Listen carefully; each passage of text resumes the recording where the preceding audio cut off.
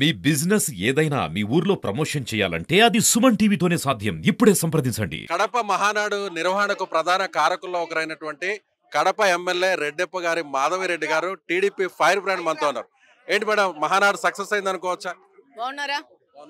మీరు నన్ను ఇంటర్వ్యూ చేశారు. సో ఎన్నికలకు ముందు మీరు గెలుస్తారని మేము చెప్పాము, మీరు గెలిచారు. సో మొత్తానికి మహానాడిని ఫస్ట్ ఇయర్ ఇక్కడ తీసుకొచ్చారు.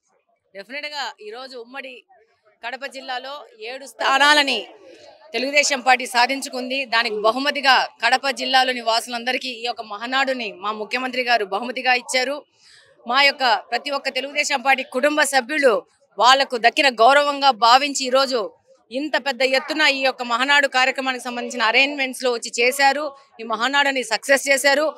మహానాడుకే ఒక స్టాండర్డ్ ఫిక్స్ చేసి ఇచ్చాము. ఇంకా ఇక్కడి నుంచి దీని ప్రకారంగా మహానాడు ముందుకు పోవాలా. ఇది ఒక చారిత్రాత్మకమైన మహానాడు 2025 కడప. మీ ప్రత్యర్థి అంజద్ బాషా మాజీ డిప్యూటీ సీఎం ఒక మాట మాడుతున్నారు. సో మా నాయకుడి విగ్రహానికి టీడీపీ జెండాలను కట్టారు, మేము అధికారంలోకి వస్తే టీడీపీ ఇళ్లకు వైసీపీ జెండాలు కడతాం, ఇప్పుడు మహానాడుకు కరోనాకి కేంద్రంగా మారబోతుంది అని వైసీపీ అంటుంది. మీ ప్రత్యర్థి అంట ఫస్ట్ మాట 11 మంది వైసీపీ పార్టీకి మైకుల ముందు గొట్టాల ముందు మాట్లాడమే ఇంకా పరిమితము. అంత మాట్లాడాలనుకుంటే ఈ 11 మంది వచ్చి అసెంబ్లీలో వచ్చి మాట్లాడితే బాగుంటుంది. ఈ గొట్టాల మీద బయట వాళ్ళ ఇళ్ల ముందు కూర్చొని వాళ్ళ 6 బయటలో కూర్చొని మాట్లాడాల్సిన అవసరం ఏముంది? రమ్మనండి 11 మందిని, వి విల్ సీ దేర్. ఆ దమ్ముంటే రమ్మనండి. ఇంకో మాట, ఏందో కట్టారు అంటారు. ఇది ఒక పెద్ద ఉత్సవము, పండగ కడపలో జరుగుతోంది. ప్రతి ఒక్క సామాన్యుడు దీన్ని ఆహ్వానిస్తున్నారు. వాళ్ళేదో పెద్ద పప్పు శుద్ధ లెక్క మాట్లాడాల్సిన అవసరం లేదు. వాళ్ళ యొక్క నాయకుడు ప్రోగ్రాం జరిగినప్పుడు ఎన్టీఆర్ గారి మీద ఎలా కట్టారు, గురువింద తన నలుపు చూసుకోదంట, గురువింద గింజ తెలుసా సూక్తి? అట్టా ఇంకొకరి మీద 1 వేలు చూపిస్తే వాళ్ళ వైపు 4 వేలు చుట్టుకుంటాయి. ఒక పండగ జరుగుతూ ఉంది, ఆ ఉత్సాహంలో కడతారు, 2 రోజులు కడతారు, మళ్ళీ తీసేస్తారు. పర్మనెంట్ గా ఆయన విగ్రహానికి గుడ్డ వేసే పరిస్థితి లేదు. మాకు కూడా రాజశేఖర రెడ్డి గారు అంటే గౌరవం ఉంది. ఈ రాష్ట్ర ముఖ్యమంత్రిగా పనిచేశారు. వాళ్ళకెంత ఉందో గౌరవం, కానీ అంతకంటే ఎక్కువ గౌరవము యాజ్ ఎ సామాన్యుడిగా మాకు కూడా ఉంది రాజశేఖర రెడ్డి గారి మీద. కానీ ఆయన కొడుకు మీద లేదు, ఆ పార్టీలో గెలిచిన వాళ్ళ మీద లేదు, వైసీపీ పార్టీ మీద. అవినీతి చేసి బొక్కిపోయి ఊరికి ఇట్లా మా గొట్టాలు తీసుకొని మాట్లాడుతున్నారు తప్పితే ముందు మన గబ్బు చూసుకొని పక్కన వాళ్ళ గురించి మాట్లాడితే బ్రహ్మాండంగా ఉంటుంది. కడపలో టీడీపీ జెండానే ఎగరవును అని చెప్పి గతంలో చెప్పారు వైసీపీ నాయకులు, డిప్యూటీ సీఎం కావచ్చు, ఇతర నేతలు కావచ్చు. ఏకంగా ఇక్కడ టీడీపీ మొత్తం రాష్ట్రాన్నే తీసుకొచ్చేసారు మాధవిరెడ్డి గారు, శ్రీనివాసరెడ్డి గారు. అంటే ఏమంటారు? వాళ్ళలో ఇప్పుడు మీతో మాట్లాడిన వాళ్ళు ఒకడు మాట్లాడినాడు, నా ఇంటికి వస్తా, ద్వారకా నగర్కి వస్తా, ఏం చేస్తావు అని. ద్వారకా నగర్ కాదు, నీ ఇంట్లోంచి బయటకు వచ్చే పరిస్థితిలోనే నువ్వు లేవు. ఈరోజు బయటకు వస్తే నేనేమన్ను, ఎందుకంటే నువ్వు నాకు రోల్ మోడల్ కాదు. జనాలు నిన్ను పరిగెత్తించి కొట్టే పరిస్థితిలో ఉంది. ఈ రోజు కడప అభివృద్ధి కోసం పని చేస్తున్నాము. కడప అభివృద్ధి మాత్రమే ధ్యేయంగా పనిచేస్తున్నాము. సామాన్య పౌరులు నిండా గాలి పీల్చుకొని వాళ్ళ ఉద్యోగాలు కానీ వ్యాపారాలు కానీ ప్రశాంతంగా చేసుకుంటున్నారు. ఇంతకు ముందు ఎవరన్నా ఏదన్నా వచ్చి మాట్లాడాలంటే భయము, ఏం చేస్తారనే భయము. ఆ యొక్క భయమైన వాతావరణం నుంచి ప్రశాంతంగా గాలి పీల్చుకొని ప్రశాంతంగా బతికే వాతావరణాన్ని కడప జిల్లాలో నిర్మించినాము. అదే మా సక్సెస్. నువ్వు ఇంకా ఏమి చేసుకుంటావో చేసుకో, నువ్వు ఇంకా వచ్చేది కూడా లేదు. ఎన్నికలకు ముందు మా ఇంటర్వ్యూలో మీరు ఒక మాట అన్నారు, మిమ్మల్ని ఎంతో అవమానించారు, ఎంతో బాధ పెట్టారు, చివరాఖరికి మీరు కళ్ళల్లో కూడా నీళ్లు పెట్టుకున్నారు. ఇదే మా సుమన్ టీవీ ఇంటర్వ్యూలో కూడా చెప్పారు.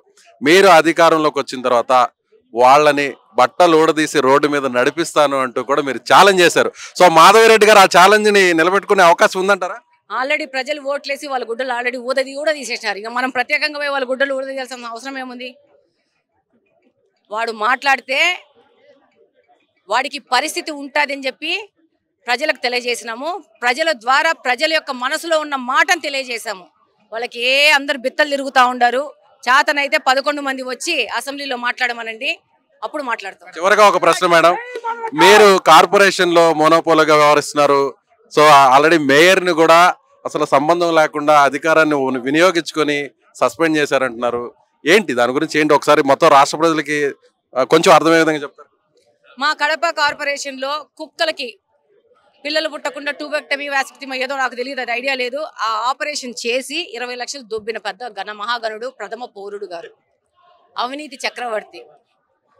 10 సంవత్సరాల నుంచి ఈయన, 10 సంవత్సరాల నుంచి ఇంకొక ఆయన కార్పొరేషన్ ఏర్పడిన రోజు నుంచి ఆ పార్టీకి సంబంధించిన వ్యక్తులే కొంచెం పేర్లు మార్చుకున్నారు. ఇప్పుడు 10 ఏళ్ల క్రితము పార్టీ పేరు మారిన తప్పితే అంతా వాళ్లే, సేమ్ బ్యాచే.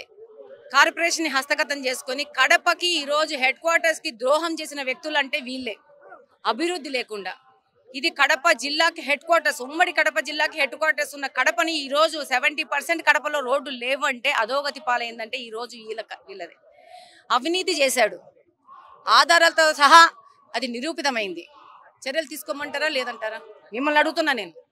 తప్పు చేస్తుంటే ఎవరి మీదైనా చర్య తీసుకో. అవినీతి చేసినాక ఆధారాలతో పాటు పువ్వు అయినాక ఎంత పెద్ద వ్యక్తి అయినా చర్యలు ఉంటాయి కదా, ఆ చర్యలే ప్రభుత్వం తీసుకుంది. ఆయన ఎక్కడ ఉండాలో ఆ యొక్క స్థానం చూపించింది. ఇంకా ఆయనకు ఆ పదవి వ్యామోహము కాంక్ష జారలేదు. ఒక కోటుకు పోతే ఇంకో కోటికి, ఇంకొకటి పోతే ఇంకొకటి, కోట్లు కొట్టేస్తా ఉంటే ఈయన పోతానే ఉన్నాడు. ఆ చరిత్ర ముగిసిందండి.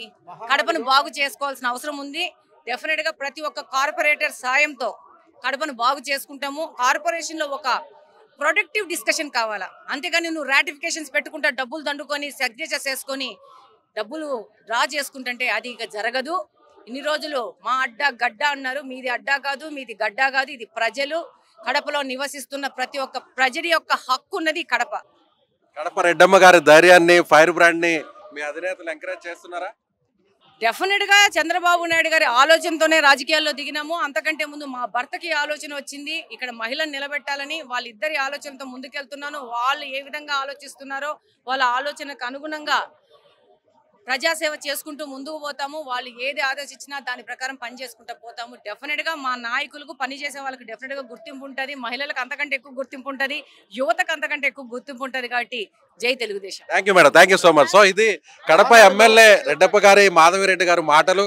సో ఖచ్చితంగా ఎన్నికలకు ముందు తనను అవమానించినటువంటి వైసీపీ నేతలకు ఇప్పుడు బుద్ధి చెప్పేటువంటి అవకాశం వచ్చింది. ప్రజలే బుద్ధి చెప్పారు. సో ఇప్పుడు ఏదైతే ఎన్టీఆర్ విగ్రహానికి టీడీపీ గతంలో వైసీపీ జెండాలు కట్టినటువంటి వీడియోస్ను కూడా ఆమె చూపిస్తున్నారు. కాబట్టి విమర్శలు చేసే వాళ్ళకి ఈ విషయాన్ని కూడా గుర్తుంచుకోవాలంటూ కూడా ఆమె చెప్తున్నటువంటి మాట. కెమెరామెన్ మహేష్తో విజయ్, సుమన్ టీవీ, కడప, మహానాడు నుంచి.